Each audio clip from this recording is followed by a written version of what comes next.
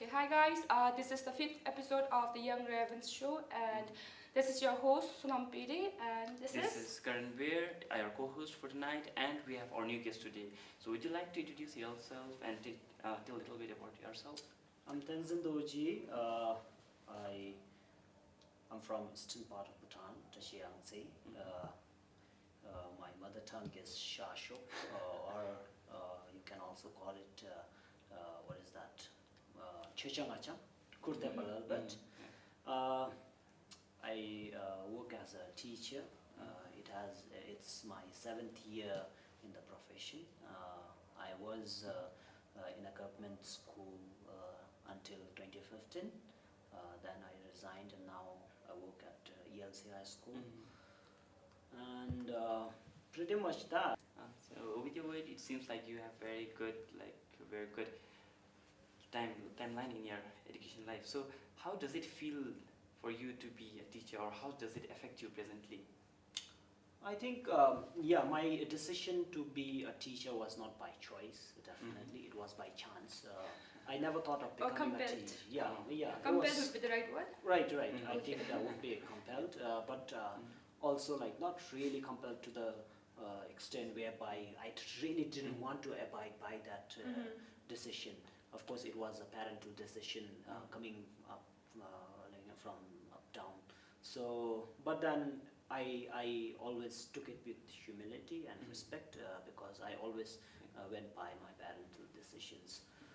So and then when I joined teaching, and then we used to have something called apprenticeship for 8 months before we joined the college. We used to be given about 2 weeks intensive course on basic teaching strategies and skills, and then we were sent out into remote schools, into community and primary schools, and then I went to Tashiangsi, and that's where I went to Rapte Community Primary School, and 30 students in a school, and one teacher, principal, teacher. It was all him, and there was one caretaker.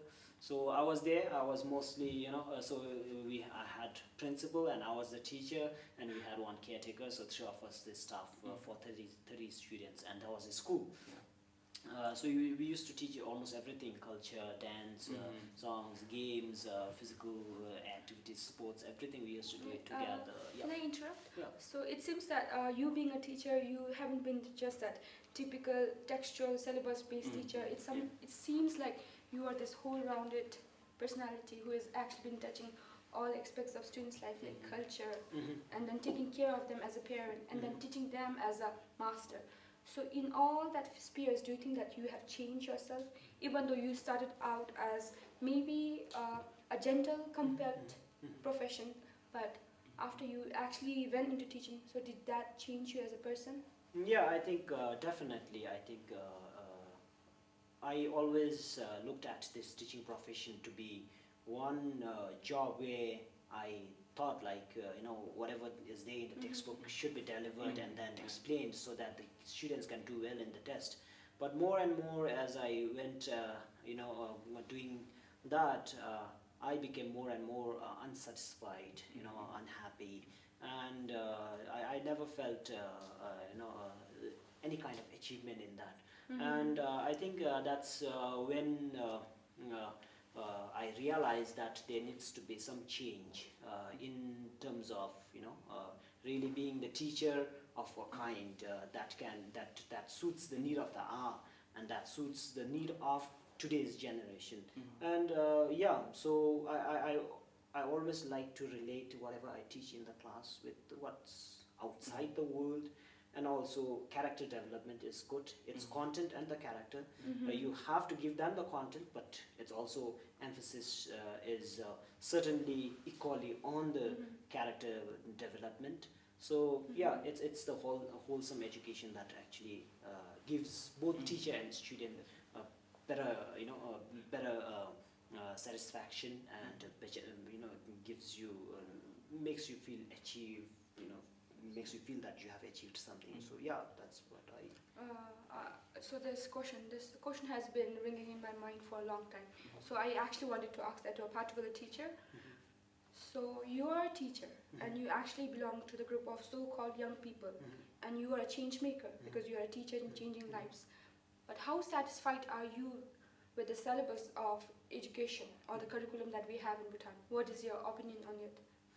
Yeah, I think that's the prime reason I left the government system. Oh, okay. You know, nothing to it's not to back mouth or say like things are not going well, but I think too much emphasis has been given on academics, and too much emphasis has been given on, you know, producing good results, academic results, you know, and like discipline, you know, just discipline in the sense like you just need to do everything just like, you know, in the military sense is what discipline, you know, so I think that was the primary reason I actually left the government system, and I joined a private system, a private school, because there is certain autonomy in terms of giving what you really want to give, and students are also looking, and parents are now really looking much more than what is there in the textbooks. They are looking for music, they are looking for carpentry, they are looking for arts and crafts. Some parents come like, I don't care what my student, what my child scores in the exams.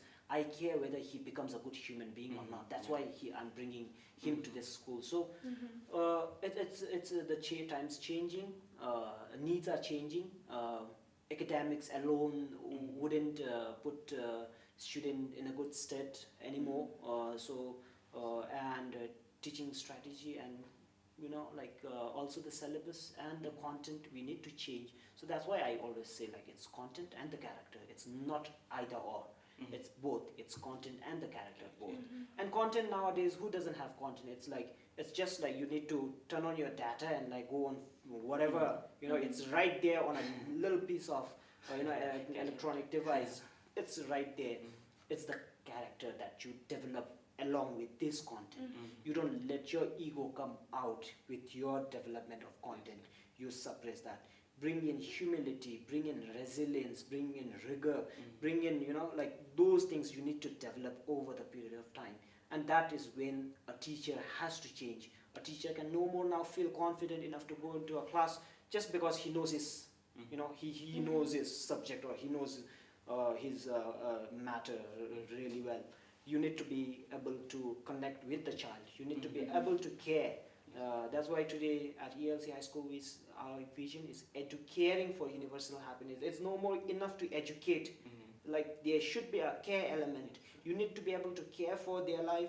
You need to be able to care for their, you know, structure in their life. You need to be able to care for what they are not able to do and what they are able to do. You need to see much more than what is there on their results from the past schools. So that's where, like, that's why we say it's educating for universal happiness. It's not no more enough to just educate. Anyone can educate. A simple, as I said, a simple electronic device can educate anyone nowadays. So yeah. Karan, I feel like I'm talking too much. Maybe you can ask questions now. I want to put up one question, just maybe you can share your opinion. So most of this present youth generations, this present generation, like they come from teachers field, and like many, like they don't want to be teachers, like after coming from teachers field. So what do you have to say? Like maybe you also felt that time right after graduation, you felt that I don't want to be teacher. I want to go for this and that. But then like many people are in that field, are in that line. So how does it feel presently? Oh, Maybe okay. you can share your opinion. Yeah, I think because, as I said, I never became a teacher by choice. I became by chance. And at that age, I don't think people realize so much as to what you can really become. People become engineers, people become doctors, but like they have a miserable life after that once they get that. It's just because there is like, oh, doctors are good, engineers are good. People like to become that. And for me also, I think that's how I never was oriented on career and like, you know, those things. I was never oriented well, and even if teachers would have oriented or schools would have oriented me on that, I would have never gotten it properly, because I was at that age when I wouldn't have gotten it properly. So I sometimes, like, I have been having this thought, like sometimes just like in America or some countries where like people are made to go into a military thing on a compulsory thing basis, you know, I feel like if we do the same thing, if our government takes up a same initiative whereby everyone has to go to a teaching for a brief moment. Those who love it will last. Those, like for me, Yeah. I loved it, so I lasted. Yeah. Those who doesn't love will go on for another profession and will do Yeah. somewhere better than in the teaching job. At least you don't have to be confined there, and you don't have to be miserable in that job.